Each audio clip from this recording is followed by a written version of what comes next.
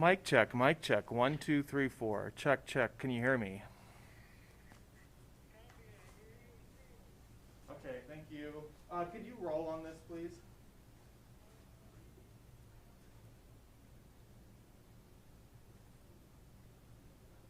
And it's a pool feed also, so just so you know. Okay, thank you. Okay, bye.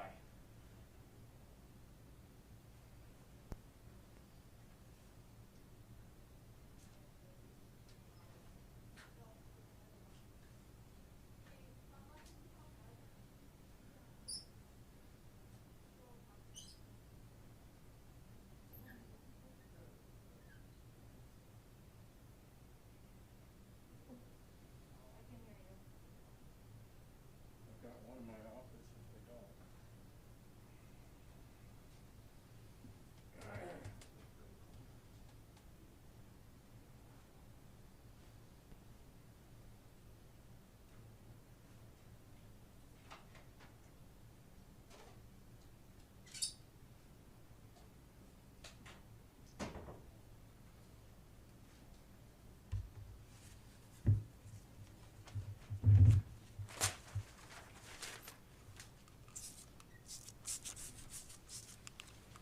Glass protects the wood, but shows all the fingerprints.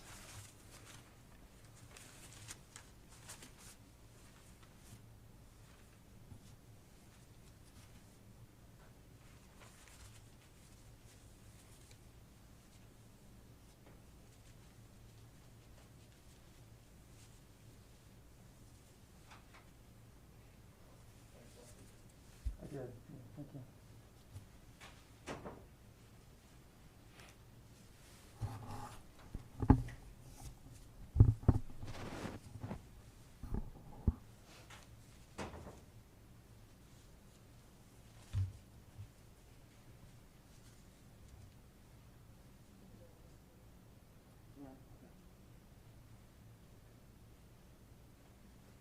We just need to remember to pass the microphone.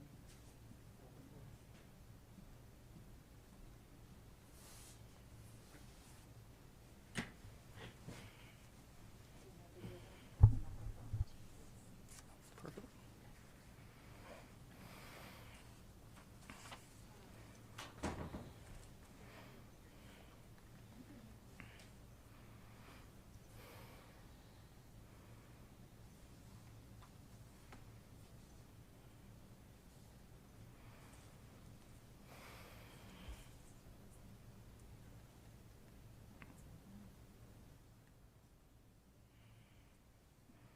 We ready to get started?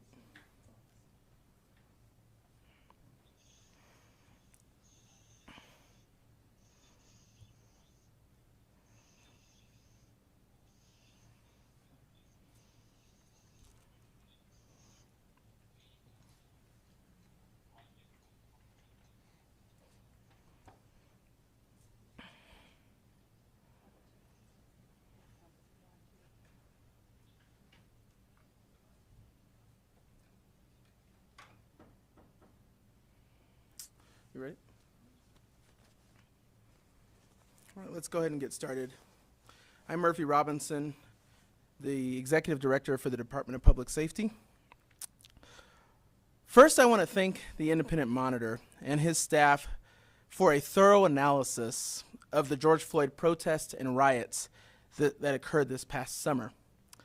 I want to thank Chief Pazen and the Denver Police Department for the many hours they spent with the Monitor and assisting with this investigation, making sure the OIM had everything that they needed. What makes Denver a special place is our ability to reconcile the differences between a strong and vibrant history and the ability to adopt and own the needed for changes that are necessary. Accountability helps us be a better public safety department. So we will always welcome being held accountable by those we serve. This is why I joined City Council, Mayor Hancock, and Chief Pazen in the call for this report. After reading the final report, I have asked Chief Pazen to respond to each of the 16 recommendations and the projected dates and have projected dates of completion. We take this report very, very seriously, and we will use it and its contents to remedy policy, operational practices, and hold officers accountable when necessary. The events of the George Floyd riots and protests this summer were unprecedented and was one of the most difficult times in the history of our city. Hundreds of officers that served our city during that difficult couple of weeks served our city well and with integrity. Outlined by the report, though, we have negative incidences and are troubling, and we will work to address each and every one of them. This report will be used as a roadmap to move forward with how we address large spontaneous riots and protests in the future. My office commits to overseeing the implementation of the needed changes, and we look forward to repairing the mutual trust between the police department and the public. I now give the mic over to Chief Pazen for his comments.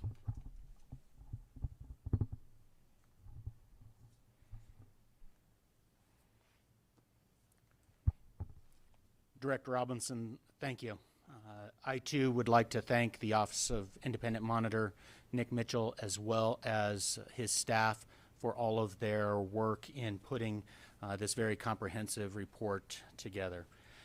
It is imperative for us, who consider ourselves a learning organization, to identify the challenges, the gaps that we faced during this unprecedented 5 days.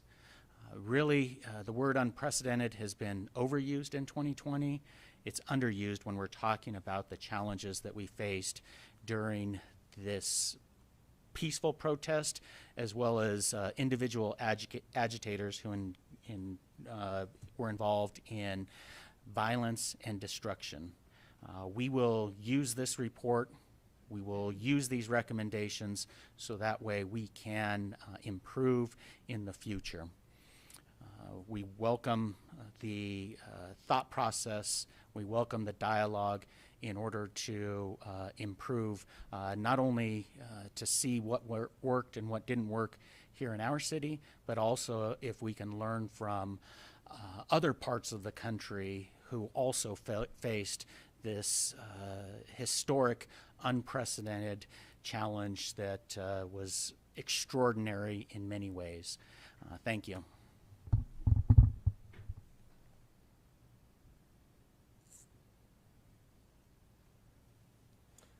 We'll now take questions. We'll take a few questions if anyone from the media has any.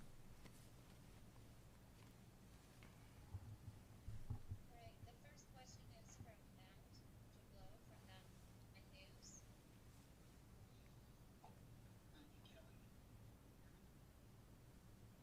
We can. You're very faint, but I think we can hear you. Go ahead, Matt.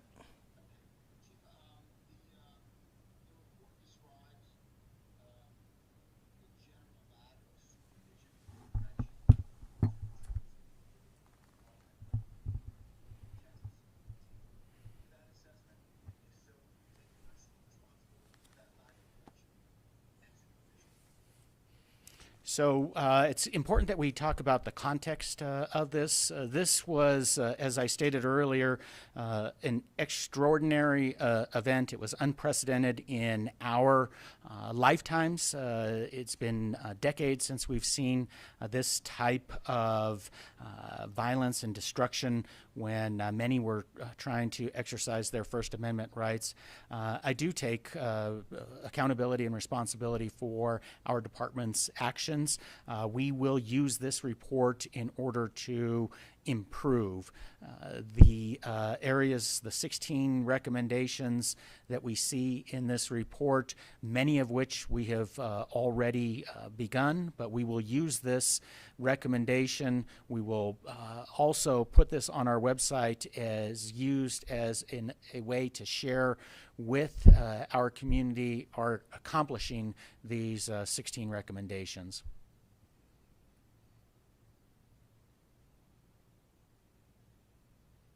Next question.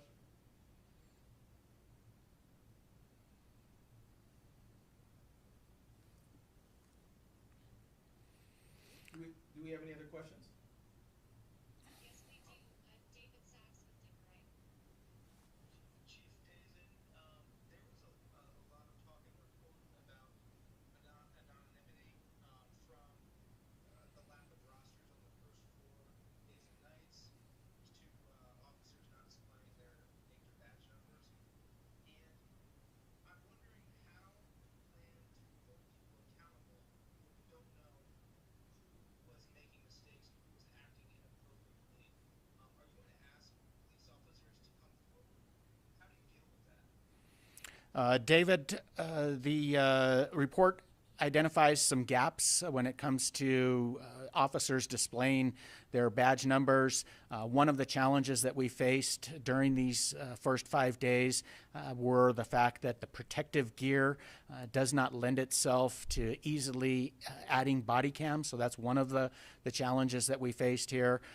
This was an area that was identified, and we also worked to rectify this situation by putting tape on badge number tape on helmets because of the limitations with the protective gear and the thick padding that the protective gear provides and makes it challenging to put those badge numbers on. We have worked to address this concern, and we believe that we have by ordering the badge number tape that can now be affixed to that. We are always concerned with accountability, and there are 50 open investigations currently to address any of the policy violations. 20 independent investigations have been closed because they could not find out who the officer was. So will you be asking officers to step forward? The investigation process continues, and we will hold folks accountable for policy violations. 20 cases are actually closed, so those aren't continuing. They're closed because they don't know who the officers were. So I'm asking if you're going to direct officers to come forward. The review process continues to look at this entire situation in totality, to include the areas where the Office of Independent Monitor and his report has brought forward additional complaints, so those could be investigated. Next question from Elise Schmelzer at the Denver Post. Hi, Chief. To follow up on Dave's question there, have any officers been disciplined in connection to the action of the protest? And after you answer that question, I have a question on a separate topic to get to. Elise, thanks. I will point out that there was an officer that demonstrated outside of our values with a social media post early on that has been disciplined, severely disciplined. And as are all the cases that move forward, these will be fully investigated. They will be reviewed, and the discipline will be consistent with the disciplinary process that includes the matrix, the disciplinary handbook, as well as oversight, continued oversight from the Office of Independent Monitor. So besides that officer who was fired for that social media post, no other discipline has been handed down? We are continuing to work through each of these complaints. That will be, again, areas where we will share information as we do with our monthly disciplinary reports. And then I wanted to pivot to a different topic here. You know, part of the Independent Monitor's report looks at training. Before May 28th, when was the last time officers went through crowd control training? And then some of these officers, you know, were given cover ball guns without having gone through training, and were given kind of like on the ground, on the scene training. What did that on the ground training look like?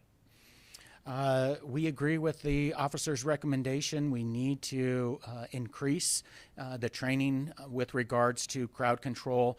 Really, the police department has had a long history of dealing with large crowds. We could point to the Super Bowl victory and managing approximately 1 million people in downtown. We could point to the 2017 Women's March, where 10,000 or so folks marched throughout our city safely. We could also point to, as the Monitor does, with the Democratic National Convention and how we were able to manage that situation.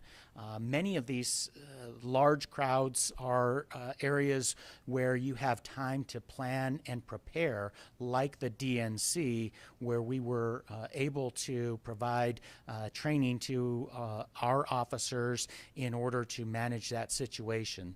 When we talk about the unprecedented nature, almost this perfect storm that occurred in our city, as well as many other cities across the country, we didn't have the time to prepare. And we need to take this report seriously. We need to take the recommendations, so that way, if there is any type of unplanned or spontaneous event to this magnitude, the magnitude that included violence, injuries, and destruction at the level that we saw really over those first 5 days, then we need to make sure that we elevate that training to include ensuring that we have enough certified, trained officers with the tools that they will be deploying.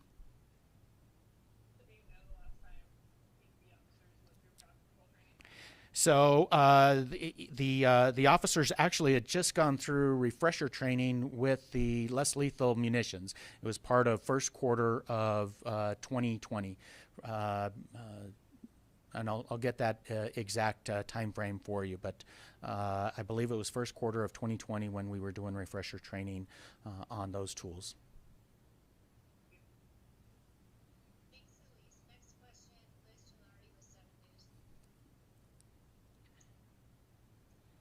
Hello, Chief Payson. I was wondering, the report says that on June 1st, 150 to 200 DPD officers were assigned to the protest, but that DPD only produced body cam video for 38 officers. How do you account for that many officers not having body cameras or not having them on? Liz, this is an area where we are in complete agreement with the Office of Independent Monitor's report. The limitation or the challenge really surrounded that protective equipment, that protective gear. You may recall seeing officers in what's commonly referred to as turtle gear. It has about an inch and a half thick protective padding. The body cameras themselves, they are deployed utilizing magnets. So on a traditional uniform, you have one set of magnets on the outside, one set on the inside, and that's the retention for the body cam. The challenge was being able to mount those body cams to the protective gear that our officers needed.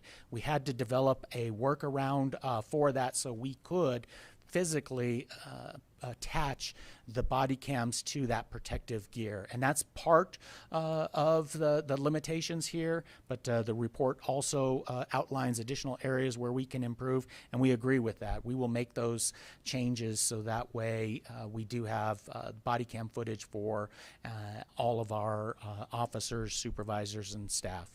I mean, is that acceptable, especially in a situation like this when you know that every action is going to evolve into questions or knives? Is it acceptable for officers to ask how those cameras work? Of course, we want to document the officer's performance, and that's one area where body cams have been very useful in identifying the actions of misbehavior or appropriate behavior by our officers. We had significant limitations when putting on that protective gear and being able to mount that body camera to the protective gear. It does not allow that under the traditional attaching system. We had to develop a workaround in order to do that. And I do want to point out that we did not have months leading up to this as we did for the DNC, where we could have identified this type of gap and then addressed it. And I also want to point to the fact that the DNC in 2008, body cams were not part of the department response to these types of situations. So some of those lessons learned from 2008, we didn't, with regards to body cams, we weren't able to bring that specific issue forward. It is a gap.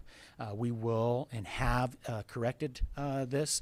We have figured out how to do the workaround with the body cams as well as the badge numbers, and that is an area that has been addressed and corrected. And just lastly, too, I was wondering how you plan to better catalog lessons towards the future and those munitions that may be used. Liz, again, we agree with the report. I think the monitor points out some very specific recommendations on how we can improve that inventory. We are in full agreement of that, and we will ensure that that takes place moving forward. Okay, next question is from Lori Jane Cleha with Fox 31. Hi, I was going to ask a little bit about, there's references in the report about officers firing upon non-physically resistant protesters or people in the crowd. And then that the use of force forms that are required in the operations manual were vague and often very delayed. So I'm just curious why this was allowed to happen, and I'm also curious why some untrained officers were allowed to use weapons for which they did not have certification or training. So, Lori Jane, I think that was about 3 questions, right? I'm just trying to. All wrapped into one. Okay. Lori Jane, I think we addressed the training with the certification. We will make sure that officers are properly certified with the tools moving forward. We agree with that recommendation. This was unprecedented. We needed every officer that we could get to try to reduce and prevent the level of violence that we were seeing, the level of destruction that we were seeing. The report talks about 200 arsons that took place in this. The report also talks about the weapons that were involved, firearms that folks had brought to these protests, which made it extremely challenging. We will utilize this recommendation for your point, the training, to make sure that our officers have the appropriate training on the particular tools that they have or need in order to address this. But to the second question that I think was woven in there, when we're talking about the reporting, we have made changes in these crowd situations to do reporting on that same day. I'll use the example where I just talked about the unprecedented nature of this, the long, sustained 12 hours, 14 hours that officers were working in these situations. Under a traditional or a typical use of force that we would see under normal circumstances, the officers involved, the supervisors, they come into the station, they complete the paperwork there, often that takes an hour, 2 hours, 3 hours to complete. We did not have that luxury when we're still trying to keep people safe, when we needed every officer that we could get out in these areas in order to prevent future violence, in order to prevent future destruction that we were seeing. And we have since worked to rectify that situation. We're in agreement with the report. We will make sure that use of forces, and we have since then, are documented on that day and have the appropriate information. And the last part of that was just why were officers firing at people who were non-physically resistant and only verbally engaging with officers? That aspect of this is part of the ongoing investigations here. We will hold individuals accountable for violating policy.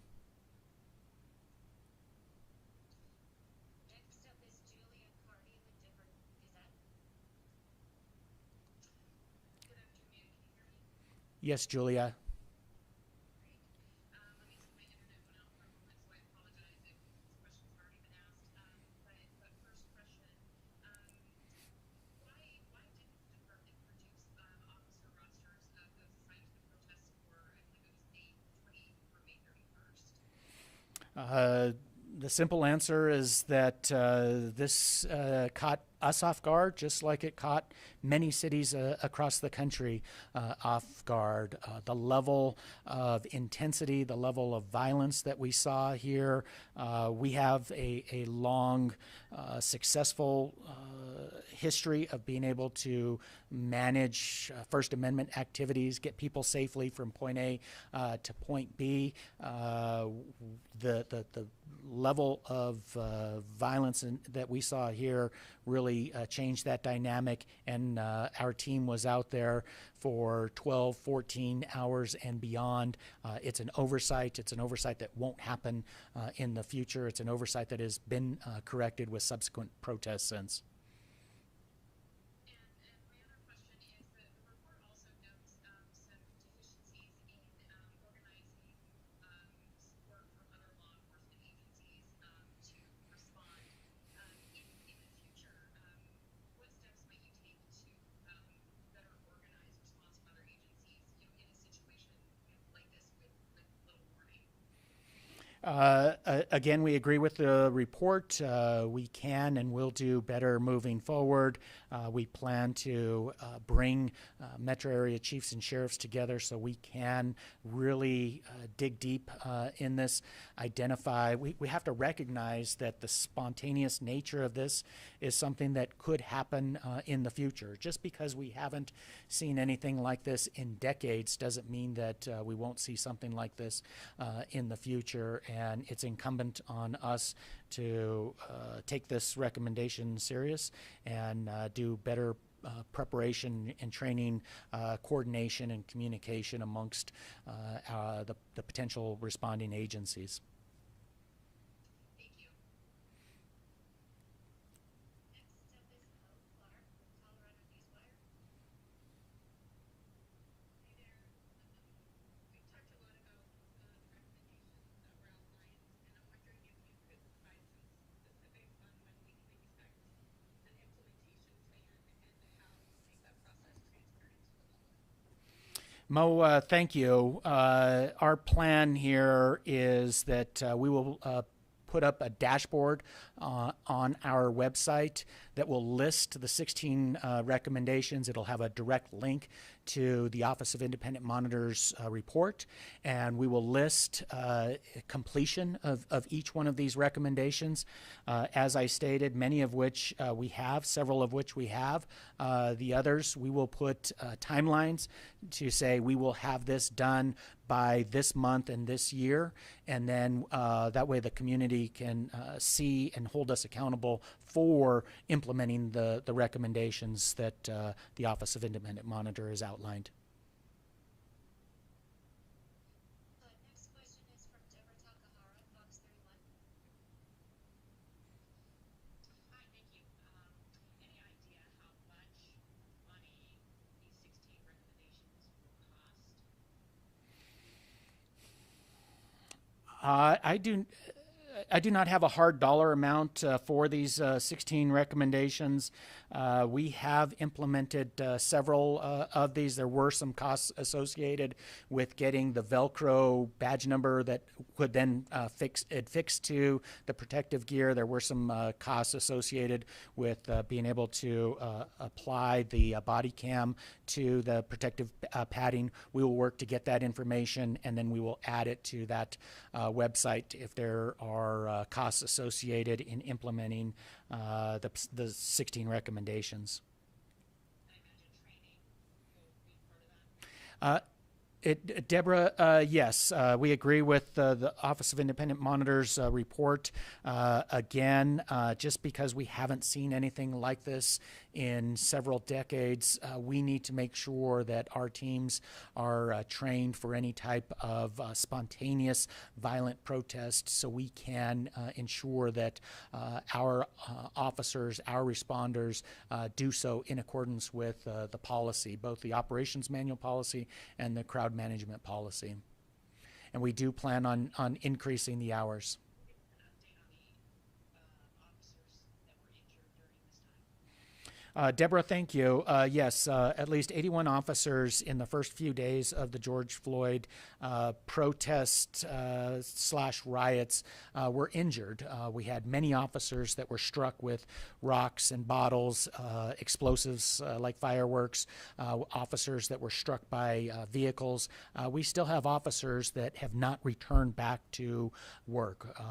It is unfortunate that anybody sustained serious bodily injury as a result of this, both community members and officers, and we want to make sure that these recommendations are adhered to, as well as other areas. If we can learn from community members, if we can learn from other cities on smart practices or best practices, so we can reduce, mitigate, and prevent serious bodily injury from anybody with regards to the challenges that we faced back then, as well as any types of challenges we may face in the future.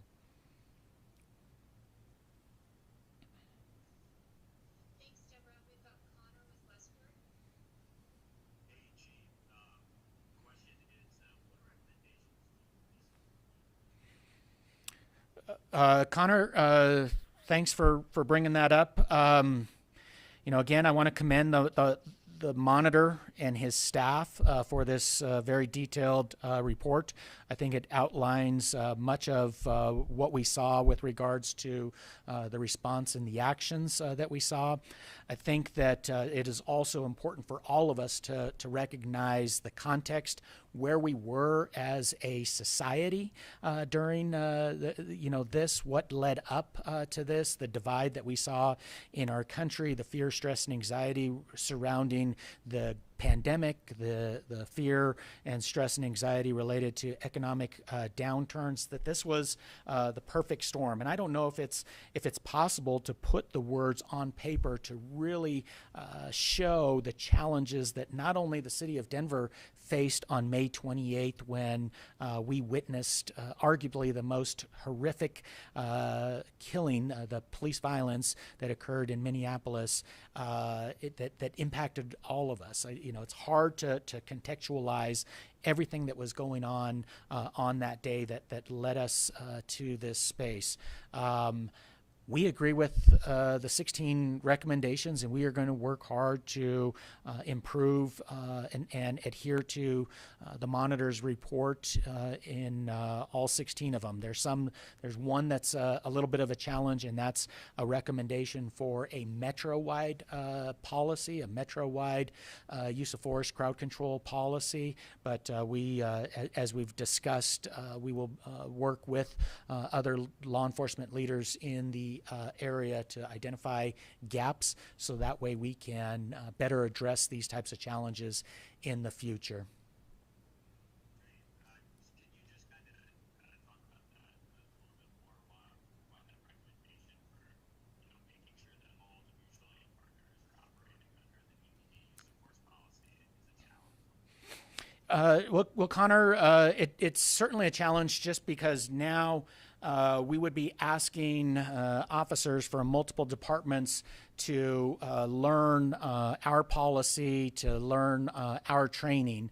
However, we are committed to working with our law enforcement leaders, with the other law enforcement agencies in the metro area. We as a profession want to improve, and this gives us an opportunity to do that. So there's part of this that is beyond our purview. We can't dictate that jurisdiction A or jurisdiction B would adhere to this exact policy, but we will be working together to ensure that we can become in compliance with the recommendations.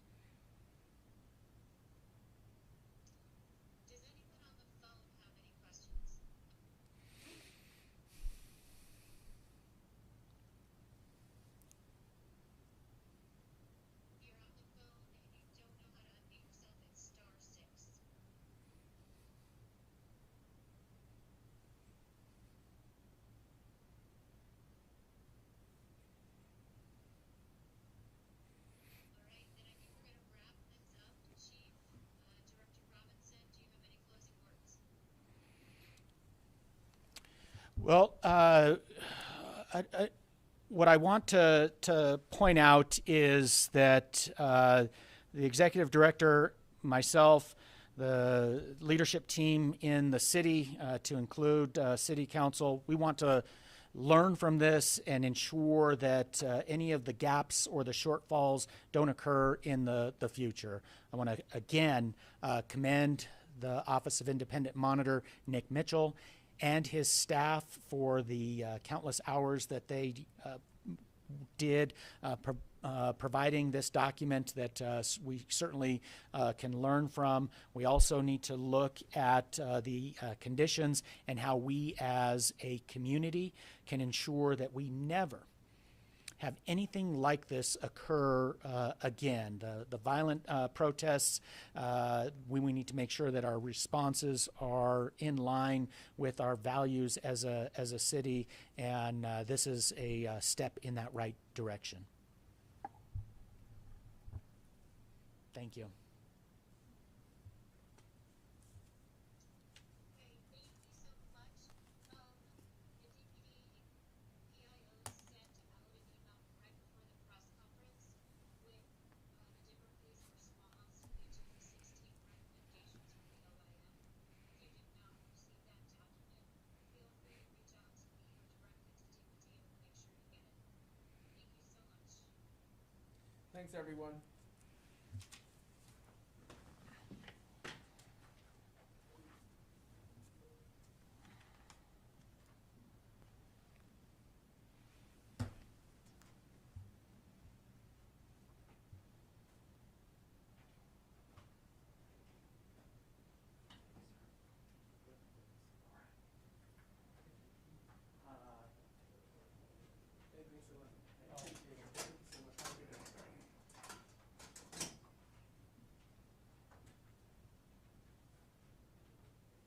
Thank you for your help.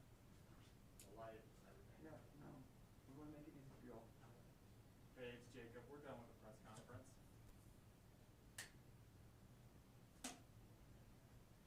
That's it. Thank you. Bye. Yeah, we usually try to